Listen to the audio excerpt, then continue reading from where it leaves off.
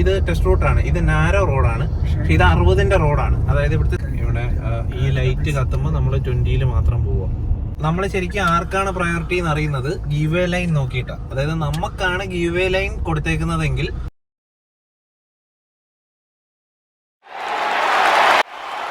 അപ്പം middle would test റൂട്ടിലൂടെയാണ് ഇപ്പം നമ്മുടെ വണ്ടി പോയിക്കൊണ്ടിരിക്കുന്നത്. സത്യം പറഞ്ഞാൽ ഒരു ഇംഗ്ലീഷുകാരല്ലാതെ വേറെ ആരും ഇതിനെപ്പറ്റി ഒരു വീഡിയോ ചെയ്തിട്ടില്ല എന്ന് എനിക്ക് 100% ഉറപ്പാണ്.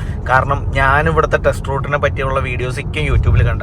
അപ്പോൾ ഇതിൽ വന്ന മെയിൻ ഹസാർഡ്സ് ആണ് നമ്മളിന്ന് പറയാൻ പോകണം. പിന്നെ ശ്രദ്ധിക്കേണ്ട കാര്യങ്ങളുമാണ് നമ്മളിന്ന് ഈ വീഡിയോയിലൂടെ ഡിസ്കസ് ചെയ്യണം. ഓക്കെ, ആദ്യം തന്നെ നമ്മൾ ടെസ്റ്റ് റൂട്ടിലേക്ക് കയറി അവർ ഓടിക്കാൻ പറയുമ്പോൾ നമ്മൾ നല്ല കോൺസെൻട്രേറ്റഡ് ആയിട്ട് ഇരിക്കുക, കൈ നേരെ പിടിക്കുക. ഇതൊക്കെയാണ് മെയിൻ ആയിട്ടുള്ള ഘടകങ്ങൾ. അത് ഓൾറെഡി പറഞ്ഞല്ലോ. ബോർഡുകൾ നോക്കുക, സൈഡിൽ ഇപ്പോൾ 40 ആണ് ബോർഡ്. അപ്പോൾ ഉറപ്പായിട്ടും 35 to 40 തന്നെ നമ്മൾ വണ്ടി ഓടിക്കണം.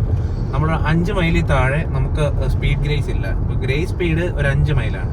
അത് കഴിഞ്ഞിട്ട് ഇപ്പോൾ നമ്മൾ വീണ്ടും ഫ്രണ്ടിലോട്ട് പോകുമ്പോൾ 50 സ്പീഡ് ഉണ്ട്. ഈ ബോർഡ് കണ്ടാൽ ആ ബോർഡ് ക്രോസ് ചെയ്യുമ്പോൾ തന്നെ സ്പീഡ് 50 ആക്കണം എന്നുള്ളത് ഇവിടുത്തെ റൂളാണ്. അപ്പോൾ ഇത് നമ്മൾ കറക്റ്റ് ചെയ്യണം. പിന്നെ 50 ആക്കുന്നതിനോടൊപ്പം ഇങ്ങനെ അല്ല വലിയ ബെൻഡൊക്കെ വരുമ്പോൾ നമ്മളത് വണ്ടി മാനേജ് ചെയ്യുകയും വേണം. വണ്ടി സ്പീഡ് കുറയ്ക്കേണ്ടടുത്ത് സ്പീഡ് കുറച്ച് തന്നെ പോകണം.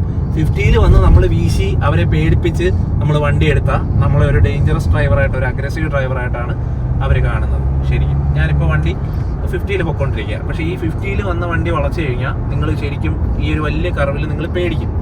ഇത് തന്നെ എക്സാമിനർക്കും ഇതേ ഫീലിംഗ് ഉണ്ടാവും. അപ്പോൾ ഉറപ്പായിട്ടും അവിടെ ബ്രേക്ക് ചെയ്ത് ഗിയർ ഡൗൺ ചെയ്യണമെങ്കിൽ ഗിയർ ഡൗൺ ചെയ്ത് തന്നെ വണ്ടി വളയ്ക്കുക. പിന്നെ ഗിയർ റേഷ്യോയുടെ കഥ പറയുകയാണെങ്കിൽ എന്നോട് പല എക്സാമിനർ പറഞ്ഞ് ഉള്ള അറിവാണ്. ശരിക്കും ഫസ്റ്റ് ഗിയറിൽ 10 മൈലിൽ പോവുക, സെക്കൻഡ് ഗിയറിൽ 20 മൈലിൽ പോവുക, 30 മൈലുള്ളിടത്ത് മാക്സിമം 3rd ഗിയർ. നമ്മൾ ഇച്ചിരി ഡ്രൈവിംഗ് അറിയാവുന്നവരാണെന്നും പറഞ്ഞ് 30 മൈലുള്ളിടത്ത് 4th ഗിയർ മാക്സിമം യൂസ് ചെയ്യാതിരിക്കുക. അത് എന്തിനാണെന്ന് വെച്ചാൽ നമ്മൾ എപ്പോഴും നമ്മുടെ ഗിയറിലോട്ടുള്ള കൈപോക്ക് നമുക്ക് ഒഴിവാക്കാം. അപ്പം തന്നെ അവർക്കൊരു ഒരു സേഫ്റ്റി ഫീൽ ചെയ്യും. ശരിക്കും നമ്മൾ അണ്ടർ കൺട്രോളിലാണ് പോകുന്നത് എന്നുള്ളതാണ് അതിൻ്റെ ഒരു ബേസിക് ആയിട്ടുള്ളൊരു കാര്യം. അത് ഗിയർ ലോ ഗിയറിലാണെങ്കിൽ വണ്ടി അണ്ടർ കൺട്രോളിലാണെന്നുള്ളതാണ്. നമ്മൾ 4th-ലോ 5th-ലോ ഇട്ട് നമുക്ക് 30ൽ ഓടിക്കാം. സ്റ്റിൽ അതിനെ മുതിരാതിരിക്കുക. നമ്മൾ ഈ പറഞ്ഞ രീതിയിൽ തന്നെ പോവുക. പിന്നെ ഓരോ പോകുന്നിടത്തും നമ്മൾ ഈ ഹസാർഡുകൾ ശ്രദ്ധിക്കുക, റോഡിലെ ആരോ മാർക്കുകൾ ശ്രദ്ധിക്കുക. ഓരോ സിഗ്നൽ വരുമ്പോഴും റോഡിലെ ആരോ മാർക്ക് ശ്രദ്ധിക്കുക. ചിലപ്പോൾ നമുക്ക് മാപ്പ് തരും, ചിലപ്പോൾ നമ്മളോട് ബോർഡ് നോക്കി പോകാൻ പറയും. ബോർഡ് നോക്കി പോകാൻ പറയുകയാണെങ്കിൽ കൃത്യമായിട്ട് അവിടെ വരുമ്പോൾ സ്ലോ ചെയ്യരുത്, വണ്ടി ശരിക്കും ബ്രേക്ക് ചെയ്യരുത്. വണ്ടി വേണമെങ്കിൽ ആക്സിലേറ്ററിൽ നിന്ന് കാലെടുത്ത് സ്ലോ ചെയ്ത് നമുക്ക് ബോർഡ് ശ്രദ്ധിക്കാം. ബ്രേക്ക് ചെയ്യരുത്. ബ്രേക്ക് ചെയ്താൽ ബാക്കി വരുന്നവർക്ക് ഹസാർഡായിട്ട് മാറും. അപ്പം അതിന് നിൽക്കാതിരിക്കുക. അത് ഒരു മൈനർ മിസ്റ്റേക്കാണ് അങ്ങനെ റോഡിൽ ബ്രേക്ക് ചെയ്യുന്നത്. അങ്ങനെ 3 വട്ടം നമ്മൾ ബ്രേക്ക് ചെയ്യുമ്പോൾ അതൊരു മേജർ മിസ്റ്റേക്കായിട്ട് മാറും. അപ്പോൾ സീബ്ര വരുമ്പോൾ ശ്രദ്ധിക്കുക. അടുത്തൊരു മെയിൻ ഹസാർഡ് നമുക്കിങ്ങനെ റോഡ് സൈഡിൽ വണ്ടി നിർത്തിയിട്ടേക്കുന്നിടത്ത് നമ്മൾ എങ്ങനെ റിയാക്ട് ചെയ്യും എന്നുള്ളത്. ഇപ്പോൾ നമുക്കാണ് സ്പേസ് ഉള്ളത്. അപ്പോൾ ഓട്ടോമാറ്റിക്കലി അവർ നമുക്ക് അവിടെ ഒതുക്കി തരും. അതുപോലെ ഇങ്ങനെ ആള് ചാടുകയോ അങ്ങനെ എന്തെങ്കിലും ചെയ്യുമ്പോൾ സഡൻ ബ്രേക്ക് ചവിട്ടരുത്. സ്റ്റിൽ നമ്മൾ ബ്രേക്ക് ചെയ്യാൻ പ്രിപ്പയർഡ് ആയിരിക്കണം. ഇതൊക്കെ ഒരു ഹസാർഡാണ്. ശരിക്കും നമ്മൾ ടെസ്റ്റിന് പോയി കഴിഞ്ഞാൽ നമുക്ക് ഇതൊക്കെ വളരെ കെയർഫുള്ളായിട്ട് ഹാൻഡിൽ ചെയ്യേണ്ട സാഹചര്യങ്ങളാണ് ടെസ്റ്റിനാണ് പോകുന്നതെങ്കിൽ. കാരണം റോഡിൽ സീബ്ര അല്ലാതെ റോഡിലേക്ക് ഒരാൾ ഇറങ്ങി ചാടിയാൽ അവരുടെ ജീവൻ രക്ഷിക്കാൻ മാത്രമേ നമ്മൾ ബ്രേക്ക് ചെയ്യാവൂ എന്നാണ് ശരിക്കും റൂള്. പക്ഷേ നമ്മുടെ ഒരു റിഫ്ലെക്സ് കൊണ്ട് നമ്മൾ ഓട്ടോമാറ്റിക്കലി ബ്രേക്ക് ചെയ്ത് പോകും. അപ്പോൾ ഹാഷ് ബ്രേക്ക് ചെയ്യാതിരിക്കുക. നല്ല കോൺസെൻട്രേഷൻ നമ്മുടെ ഡ്രൈവിങ്ങിൽ വേണം. നമ്മൾ ടെസ്റ്റിനാണ് പോകുന്നത് എന്നുള്ളൊരു കോൺസെൻട്രേഷൻ ഉണ്ടെങ്കിൽ നമുക്കത് ഈസിയാണ്. ഇപ്പം ഈ ഒരു സാഹചര്യമാണ് മെയിനായിട്ട്. ഇവിടെ നമ്മളാണ് വണ്ടി നിർത്തി കൊടുക്കേണ്ടത്. ശരിക്കും ഈ ഒരു തീരുമാനം എടുക്കുന്നത് ഇവിടെ നമ്മുടെ ടെസ്റ്റിനെ നന്നായിട്ട് ബാധിക്കും. പിന്നെ മാക്സിമം അവർ ലൈറ്റ് അടിച്ച് തരികയാണെങ്കിൽ മാത്രം, അതായത് ലൈറ്റ് ഫ്ലാഷ് ചെയ്യുക എന്ന് പറഞ്ഞാൽ നമ്മളോട് പൊക്കോളാനാണ്. ശരിക്കും നമ്മളെ ഇന്ത്യയിലൊക്കെ നമ്മൾ പഠിച്ചു വെച്ചേക്കുന്നത് നമ്മൾ ലൈറ്റ് ഫ്ലാഷ് ചെയ്താൽ നമ്മൾ കയറി പോവുകയാണെന്നാണ്. പക്ഷെ അങ്ങനെയല്ല. ശരിക്കും ഫ്ലാഷ് ചെയ്താൽ നമുക്ക് പോകാം എന്നാണ് അർത്ഥം. അങ്ങനെയാണ് ലോകരാജ്യങ്ങളിലെല്ലാം അങ്ങനെയാണ്. പിന്നെ അതൊരു റൂളൊന്നുമല്ല, അത് നമുക്ക് കമ്മ്യൂണിക്കേറ്റ് ചെയ്യാനുള്ള ഒരു ചെറിയൊരു മീഡിയ മാത്രമാണ് ഈ ഫ്ലാഷ് ലൈറ്റിങ്. അതുകൊണ്ട് അവർ ലൈറ്റ് അടിച്ചാൽ നമുക്ക് കയറിപ്പോകാം. ഇല്ലെന്നുണ്ടെങ്കിൽ നമ്മളവിടെ സ്റ്റോപ്പ് ചെയ്ത് തന്നെ കൊടുക്കുക. ഇത് ടെസ്റ്റ് റൂട്ടാണ്, ഇത് നാരോ റോഡാണ്, പക്ഷെ ഇത് 60ന്റെ റോഡാണ്. അതായത് ഇവിടുത്തെ സ്പീഡ് ലിമിറ്റ് എൻഡായി. അതായത് നാഷണൽ സ്പീഡ് ലിമിറ്റ് അപ്ലൈസ് ആണ് ഇവിടെ. അതായത് അതിന്റെ സൈൻ ഞാൻ കാണിച്ചു തരാം. ഞാൻ കണ്ടിരുന്നു, പക്ഷെ വീഡിയോയിൽ കിട്ടിയില്ല. അപ്പം ഇവിടെ ശരിക്കും 60ന്റെ റോഡാണെങ്കിൽ പോലും ഇവിടെ നമ്മൾ വളരെ കെയർഫുൾ ആയിട്ട് വണ്ടി ഓടിക്കുക. 60-ലൊന്നും വന്ന് വളച്ചാൽ ഈ റോഡ് വളയില്ല. കൃത്യമായിട്ട് ഗിയർ ചേഞ്ച് ചെയ്ത്, നമുക്കിവിടെ ഹോൺ അടിക്കാനൊന്നും പറ്റത്തില്ല.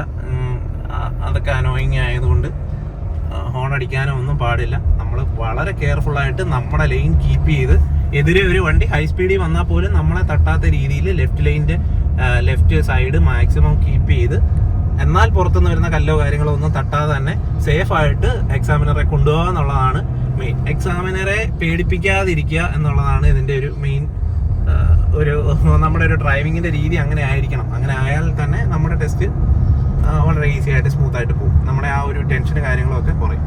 ശരിക്കും നമ്മൾ ഈ റോഡ് കയറി ചെന്നിട്ട് ഇതൊരു ഫാം റോഡാണ്. ശരിക്കും സൈഡിൽ ഫാമാണ്. അപ്പോൾ എപ്പോഴും നമ്മൾ ഫാം ട്രാഫിക്കിനെ എക്സ്പെക്ട് ചെയ്യണം. ഇവിടെ പലയിടത്ത് ബോർഡുകൾ കാണും. ഞാനിപ്പോൾ റീസെൻ്റ് ആയിട്ട് ഇതുവഴിയൊന്നും വന്നിട്ടില്ല. 2 വർഷം മുന്നെയാണ് ഇതുവഴി വന്നത്. അപ്പോൾ അന്ന് കണ്ട് പരിചയമുള്ള കാര്യങ്ങളാണ്. ശരിക്കും ഞാനും എൻ്റെ ഡ്രൈവിംഗ് ടെസ്റ്റ് സമയത്ത് ചേട്ടൻ്റെ കൂടെ പഠിക്കാൻ വേണ്ടി ഞാൻ ഇതുവഴി വന്നിട്ടുണ്ട്. പുള്ളി പഠിച്ചുകൊണ്ടിരുന്ന സമയത്ത് അങ്ങനെ കണ്ടുള്ള പരിചയമാണ്. അതുപോലെ റോഡുകളിൽ വരുമ്പോൾ ഗീവ് വേ സൈനുകളൊക്കെ കറക്റ്റായിട്ട് നോക്കുക. ഈ റോഡിൽ വന്ന് നമ്മൾ അറിയാതെ ചാടി നമ്മൾ ഈ റോഡിലേക്ക് ഇറങ്ങി പോകും. പക്ഷേ അത് നമ്മൾ കൃത്യമായിട്ട് ഓർത്തിരിക്കണം. അപ്പോൾ ഇത് ഓർത്തിരിക്കണമെന്നുണ്ടെങ്കിൽ നമ്മൾ ഈ ടെസ്റ്റ് റൂട്ട് വഴി വന്ന് പഠിക്കുക തന്നെ വേണം. അല്ലാതെ നമുക്ക് ആ ഒരു ഐഡിയ ഒരിക്കലും ആ സമയത്ത് കിട്ടത്തില്ല. ടെസ്റ്റ് റൂട്ട് പഠിച്ച് വെക്കുക എന്നുള്ളതാണ് അബീസ് ആദ്യം ചോദിച്ചോളുള്ള എൻ്റെ സ്ട്രെസ്സും ടെൻഷനും കുറയ്ക്കാനുള്ള ഏറ്റവും വലിയ മാർഗ്ഗം. ഇതിൽ പലയിടത്തും ഫാം ട്രാഫിക് കാണും, റൈറ്റ് റോഡുകൾ കാണും, മൃഗങ്ങൾ ക്രോസ് ചെയ്യും. ഇതൊക്കെ നമ്മൾ നമ്മുടെ നാട്ടിലെ പോലെ ഹാൻഡിൽ ചെയ്യാതെ ഇവിടുത്തെ റൂൾ അനുസരിച്ച് ഹാൻഡിൽ ചെയ്യുക. ഇവിടുത്തെ റൂൾ അനുസരിച്ച് നമ്മൾ മൃഗങ്ങൾ, കുതിര, സൈക്കിള്, മോട്ടോർ സൈക്കിളിസ്റ്റ് ഇവർക്കൊക്കെയാണ്, പെഡസ്ട്രിയൻ അവർക്കൊക്കെയാണ് പ്രയോറിറ്റി. ഏറ്റവും പ്രയോറിറ്റി കുറഞ്ഞത് കാറിനാണ്. അപ്പോൾ അതനുസരിച്ച് നമ്മൾ ഡ്രൈവ് ചെയ്യുക. പിന്നെ 60-70ന്റെ റോഡുകളിൽ 60 തന്നെ വന്ന് വളയ്ക്കണമെന്ന് ഒരു റൂളുമില്ല. നമ്മളുടെ വണ്ടി നമ്മുടെ കയ്യിൽ നിർത്തി തന്നെ വളയ്ക്കുക. വണ്ടി റോഡിൽ നിന്ന് പാളിപ്പോകുന്ന സാഹചര്യം ഉണ്ടെങ്കിൽ അത് അവരൊരു ഡേഞ്ചറസ് ഫാൾട്ടായിട്ടോ മേജർ മിസ്റ്റേക്ക് ആയിട്ടൊക്കെ കൂട്ടാനുള്ള സാധ്യതയുണ്ട്. ഡേഞ്ചറസ് ഫാൾട്ട് എന്ന് പറയുമ്പോൾ വണ്ടി ഇടിക്കാനുണ്ടാകുന്ന സാഹചര്യങ്ങളെയാണ് ഡേഞ്ചറസ് ഫാൾട്ട് എന്ന് പറയുന്നത്. അത് വണ്ടി കയ്യിൽ നിന്ന് പോയി അല്ലെങ്കിൽ ഇങ്ങനെ റോഡിന് പുറത്തിറങ്ങിപ്പോൾ ചില സമയത്ത് വളഞ്ഞു കിട്ടത്തില്ല. നല്ല എക്സ്പീരിയൻസ് ഇല്ലാത്തവരാണെങ്കിൽ ഹൈ സ്പീഡിലൊന്നും ചെറിയ വളവുകൾ, വലിയ വളവുകൾ വളഞ്ഞു കിട്ടത്തില്ല. അപ്പോൾ അതൊക്കെ ഡേഞ്ചറസ് ഫാൾട്ടായിട്ട് കൂട്ടാനുള്ള സാധ്യതയുണ്ട്. ചേട്ടൻ്റെ ഒരു ഫ്രണ്ടിനും ഇവിടെ ഇതുപോലെ ഫെയിൽ ആയതാണ്. കാരണം 60ന്റെ റോഡായിട്ട് പുള്ളി 60 കീപ്പ് ചെയ്തു. ഈ വളവൊന്നും വരുമ്പോൾ 60ൽ വളയൂല. കണ്ടില്ലേ, ഇതൊരു മൈക്കിൾ ഷുമാർക്കർ വന്നാലെങ്ങാണ് വളയ്ക്കാമെങ്കിലേ ഉള്ളൂ. അല്ലാതെ ഈ റോഡ് അത് ശരിക്കും വളയൂല. അതുപോലെ ഇവിടെ വരുമ്പോൾ തന്നെ 30 ആണ്. നമ്മൾ ഈ റോഡ് പഠിച്ചു വെക്കുക. 60 വരുന്ന വണ്ടി നമുക്ക് പെട്ടെന്ന് ചവിട്ടി 30ലേക്ക് ആക്കാൻ പറ്റില്ല. അപ്പം നമ്മൾ ഓട്ടോമാറ്റിക്കലി ആ ഇറക്കം ഇറങ്ങുമ്പോൾ നമ്മൾ എക്സ്പെക്റ്റഡ് ആയിരിക്കണം ഇവിടെ ഒരു വലിയ വളവ് വരാൻ പോകുന്നു, അടുത്തത് 30 ആണ് ഈ റോഡ്. അതുകൊണ്ട് തന്നെ നമ്മൾ ഇത് ചെയ്ത് സ്റ്റിയറിംഗ് കൺട്രോൾ ചെയ്ത് റൈറ്റോ ലെഫ്റ്റ് നമ്മൾ സ്റ്റിയറിംഗ് കൺട്രോൾ ചെയ്ത് നമ്മൾ ഗിയറിൽ ലോക്ക് ചെയ്ത് തന്നെ വണ്ടി ഇറക്കി വരിക. ബ്രേക്ക് ചെയ്ത് മാക്സിമം സ്ലോ ചെയ്യാതെ ബ്രേക്ക് ചെയ്ത് ഗിയറിൽ ലോക്ക് ചെയ്ത് തന്നെ വണ്ടി ഇറക്കുക. അതുപോലെ എല്ലാ സ്ഥലത്തും നാരോ റോഡാണ്. കയറുമ്പോൾ ഒരിക്കലും അപ്പുറത്തെ ലൈനിലോട്ട് കയറി പോകാതിരിക്കാൻ ശ്രദ്ധിക്കുക. നമ്മൾ റോഡിൽ നിന്ന് ട്വിസ്റ്റ് ചെയ്ത് നമ്മൾ ലെഫ്റ്റിലോട്ട് കയറുവാണെങ്കിൽ ഒരിക്കലും അപ്പുറത്തെ ലൈനിലോട്ട് ക്രോസ് ചെയ്യരുത്. അത് ഡേഞ്ചറസ് ഫാൾട്ടാണ്. പിന്നെ ഇവിടെ നാഷണൽ ലിമിറ്റ് അപ്ലൈ ആയി. അതായത് ഈ റോഡിന് 60 ആണ്, സിംഗിൾ ക്യാരേജിന് 60 ആണ്. പക്ഷേ 60ൽ വന്ന് നമുക്ക് ഈ റോഡ് ഇവിടെ വളയ്ക്കാനോ നമുക്കിതിൻ്റെ വ്യൂ ഇല്ലാത്തത് കൊണ്ട് അത് വലിയ ബുദ്ധിമുട്ടാണ്. ഇപ്പോൾ ഞാൻ 60 പോയി കഴിഞ്ഞാൽ നമ്മൾ സ്പീഡ് എടുക്കണം. 60ൽ സ്റ്റിൽ സ്പീഡ് ഗെയിൻ ചെയ്യണം. സ്റ്റിൽ നമ്മൾ വളവ് വരുമ്പോൾ നമ്മൾ അവരെ പേടിപ്പിക്കാതെ കൃത്യമായിട്ട് ബ്രേക്ക് ചെയ്ത് ഗിയർ ഡൗൺ ചെയ്ത് തന്നെ ആ വളവുകൾ എടുക്കുക. അല്ലാതെ അത് 60 വന്ന് എടുക്കണമെന്ന് യാതൊരു റൂളും ഇവിടെ ഇല്ല. അത് അതൊക്കെ ഒരു തെറ്റായിട്ടുള്ള ഒരു ധാരണയാണ് പലരുടെയും. അങ്ങനെ ഒരു സംഭവം ഇല്ല. നമുക്ക് നമ്മുടെ കൺട്രോളിൽ നിൽക്കുന്ന രീതിയിൽ തന്നെ വണ്ടി എടുത്താൽ മതി, ഒരു പ്രശ്നവുമില്ല. പക്ഷേ ലോങ് ടൈം നമ്മൾ സ്ലോ സ്പീഡിൽ ഓടിക്കാൻ പാടില്ല. അതും ഒരു ഇതാണ്. കുറേ നേരം നമ്മൾ ഓടിക്കാൻ പാടില്ല. അത് പ്രോഗ്രസ് എന്ന് പറയുന്നൊരു മൈനർ മിസ്റ്റേക്കിനകത്ത് വരും. പ്രോഗ്രസ് സ്പീഡ് എന്ന് പറയുന്ന മൈനർ മിസ്റ്റേക്കിനകത്ത് വരും. അതിങ്ങനെയുള്ള സാഹചര്യം ഉണ്ടെങ്കിൽ 1-2 എണ്ണം വന്നാൽ നമുക്ക് കുഴപ്പമില്ല. 3 വന്നു കഴിഞ്ഞാൽ അതൊരു മേജർ മിസ്റ്റേക്കായിട്ട് സീരിയസ് ഫോൾട്ടായിട്ട് മാറും. ഇവിടെ നമുക്കാണ് പ്രയോറിറ്റി. കാരണം റൈറ്റ് സൈഡിൽ വണ്ടി പാർക്ക് ചെയ്തേക്കുന്നുണ്ട്. ഓട്ടോമാറ്റിക്കലി പ്രയോറിറ്റി നമുക്കാണ്. ഇവിടെ ഈ ലൈറ്റ് കത്തുമ്പോൾ നമ്മൾ 20ൽ മാത്രം പോവാം. ഇപ്പൊ ലൈറ്റ് ഇല്ലായിരുന്നല്ലോ. ഇപ്പൊ സ്കൂളില്ലാത്തതുകൊണ്ടാണ് ലൈറ്റ് ഇല്ലാത്തത്. സ്കൂളുള്ളപ്പോൾ നമ്മൾ 20ൽ തന്നെ പോവാം. ഇറങ്ങി വന്നു. ഇത് ശരിക്കും ഒരു ഹസാർഡുള്ള സ്ഥലമാണ്. ഇവിടെ വന്നിട്ട് നമ്മൾ അവിടെ വണ്ടി കാണുകയാണെങ്കിൽ വണ്ടി നമ്മളവിടെ കണ്ടിട്ടുണ്ട് എന്നുണ്ടെങ്കിൽ നമ്മളിവിടെ ഒതുക്കുക. ഇൻ കേസ് നമ്മൾ അവിടെ നിന്ന് വണ്ടി കാണാതെ പാസ് ചെയ്തു, ഇപ്പോഴാണ് നമ്മളൊരു വണ്ടി കാണുന്നതെങ്കിൽ ഇത് ഇവിടെ ഒതുക്കുക. ഇവിടെ ഗിവ് വേ ആണ് ശരിക്കും. ഇവിടെ ഒതുക്കി അവർ പോകാനുള്ള സ്ഥലം കൊടുക്കുക. അതിനുശേഷം മാത്രം നമ്മൾ വണ്ടി എടുക്കുക. ഇതൊരു ഹസാഡാണ്. ഇതിവിടെ പല സ്ഥലങ്ങളിലും ഈ ഹസാഡുണ്ട്. അത് കൃത്യമായിട്ട് കീപ്പ് ചെയ്യുക. എപ്പോഴും നമ്മുടെ സൈഡിൽ വണ്ടി ഉണ്ട് എന്നുണ്ടെങ്കിൽ, നമ്മുടെ സൈഡിൽ ഒരു വണ്ടി നിർത്തിയിട്ടിട്ടുണ്ട് എന്നുണ്ടെങ്കിൽ നമ്മളാണ് അതിൻ്റെ ബാക്കിൽ സ്റ്റോപ്പ് ചെയ്ത് കൊടുക്കേണ്ടത്. നമ്മളല്ലാതെ ഇടിച്ച് റൈറ്റ് ലൈനിലൂടെ കയറി ചെന്ന് അവർക്കൊരു ബുദ്ധിമുട്ടുണ്ടാക്കരുത്. അതായത് ഓൺകമ്മിങ് ട്രാഫിക്കിനെ എപ്പോഴും വഴി കൊടുക്കുക. നമ്മൾ ശരിക്കും ആർക്കാണ് പ്രയോറിറ്റി എന്ന് അറിയുന്നത് ഗീവ് വേ ലൈൻ നോക്കിയിട്ടാണ്. അതായത് നമുക്കാണ് ഗീവ് വേ ലൈൻ കൊടുത്തേക്കുന്നതെങ്കിൽ അവർക്കാണ് പ്രയോറിറ്റി. മനസ്സിലായോ? അപ്പോൾ സിഗ്നലായി, നമ്മളിത് ശ്രദ്ധിച്ചോണം. നമ്മൾ കയറി വന്നപ്പോൾ തന്നെ സിഗ്നലായി. അപ്പോൾ നമ്മൾ വരുമ്പോൾ തന്നെ അതിനാണ് ആ സിഗ്നൽ ചരിച്ചു വെച്ചേക്കുന്നത്. ആ റോഡിൽ നിന്ന് കയറി വന്നാൽ പോലും നമ്മളിത് ക്രോസ് ചെയ്ത് പോകാൻ പാടില്ല. ക്രോസ് ചെയ്ത് പോയാൽ ഇടിയിട്ടും പിന്നെ ഈ പറഞ്ഞ പോലെ ടെസ്റ്റ് ആണെങ്കിൽ മേജർ ഫോൾട്ടാണ്. പിന്നെ ടെസ്റ്റ് സിറ്റിക്കകത്ത് അങ്ങനെ ടെസ്റ്റ് വരില്ല. ഇതാണ് ശരിക്കും ജംഗ്ഷൻ, നാലും കൂടി ജംഗ്ഷൻ വരുന്നിടത്ത്. ഇവിടെ ശരിക്കും പ്രയോറിറ്റി എന്ന് പറഞ്ഞാൽ നമുക്ക് ഇവിടെ ഗീവ് വേ ലൈനാണ്, എതിരെ ഓപ്പോസിറ്റിലും ഗീവ് വേ ലൈനാണ്. അപ്പോൾ ഓട്ടോമാറ്റിക്കലി ഓർത്തോണം ഇതാണ് മെയിൻ റോഡ്. ഈ നമ്മുടെ ഇപ്പം ഈ കാർ വന്നതാണ് മെയിൻ റോഡ്. അപ്പം നമുക്ക് ഓപ്പോസിറ്റാണ് ക്രോസ് ചെയ്യേണ്ടത്. അപ്പോൾ എപ്പോഴും മെയിൻ റോഡിലുള്ളവരെ നമ്മൾ വിടുക. അതിനുശേഷം നമ്മൾ നന്നായിട്ട് തറവായിട്ട് നോക്കിയിട്ട് വേണം നമ്മൾ കയറിപ്പാൻ. അതിലും ആരെങ്കിലും ലെഫ്റ്റിലോട്ട് പോകണമെന്നുണ്ടെങ്കിൽ അവരെ വിടുക. അതുപോലെ അവിടുന്ന് ആരെങ്കിലും റൈറ്റ് വരുന്നുണ്ടെങ്കിൽ, ഓപ്പോസിറ്റ് വരുന്നുണ്ടെങ്കിൽ ഓപ്പോസിറ്റ് വരുന്നവരെ മാക്സിമം വിടാൻ ശ്രമിക്കുക.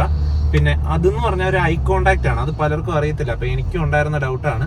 അതുപോലെ സീബ്ര വരുന്നു, സീബ്രയുടെ അടുത്ത് ആൾ നിൽക്കുകയാണെങ്കിൽ നമ്മൾ ഓട്ടോമാറ്റിക്കലി ചവിട്ടി കൊടുക്കണം. അപ്പോൾ അവർ ക്രോസ് ചെയ്യുന്നില്ല എന്ന് ഉറപ്പുണ്ടെങ്കിൽ മാത്രം സീബ്രയുടെ അടുത്ത് നിന്ന് വണ്ടി എടുക്കുക. അപ്പം എനിക്കും ഉണ്ടായിരുന്ന ഡൗട്ടായിരുന്നു ഇത് നമ്മളെങ്ങനെ ഓപ്പോസിറ്റ് വരുന്നവരിൽ ആരാദ്യം പോകുമെന്നുള്ള ഒരു കൺഫ്യൂഷൻ എപ്പോഴും വരാറുണ്ട്. അതിനകത്തെ ഒരു കാര്യം എന്ന് പറഞ്ഞാൽ നമ്മൾ ഐ കോണ്ടാക്റ്റ് ആണ്. ഇപ്പോൾ നമുക്കാണ് ഇവിടെ പ്രയോറിറ്റി. അവർ ഓട്ടോമാറ്റിക്കലി അവിടെ കയറ്റി നിർത്തേണ്ടതാണ്, പക്ഷെ ഇവർ നിർത്തിയില്ല. നമുക്കാണ് ശരിക്കും ഇവിടെ പ്രയോറിറ്റി. ഇവിടെ ഗീവ് വേ ആണ്. ശരിക്കും ഇങ്ങനൊരു സാഹചര്യം ടെസ്റ്റ് റൂട്ടിലാണെങ്കിൽ ആ പുള്ളി ടെസ്റ്റ് എടുക്കുകയാണെങ്കിൽ പുള്ളിക്കാരൻ ഫെയിൽ ആവും. അതാണ് റൂള്. പിന്നെ ടെസ്റ്റ് റൂട്ടും ആരെന്ത് മിസ്റ്റേക്ക് കാണിച്ചാലും നമ്മൾ നമ്മുടെ ഭാഗം അത്രയ്ക്ക് ക്ലിയർ ആക്കാൻ ശ്രമിക്കുക. കാര്യം അന്ന് നമ്മുടെ ടെസ്റ്റ് ഡേറ്റ് ആണ്, നമ്മളാണ് കാശ് മുടക്കിയേക്കണവർ. അവർക്കൊന്നും പോകാനില്ല. നമുക്ക് തോറ്റാൽ നമ്മുടെ കാശ് പോയി കിട്ടും.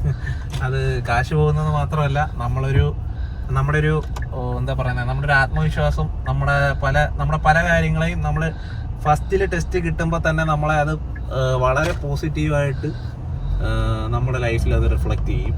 അത് പലരും എന്നോട് പറഞ്ഞ് കേട്ടിട്ടുണ്ട്. ഫസ്റ്റ് കിട്ടിയവർ പലരും പറഞ്ഞിട്ടുണ്ട്.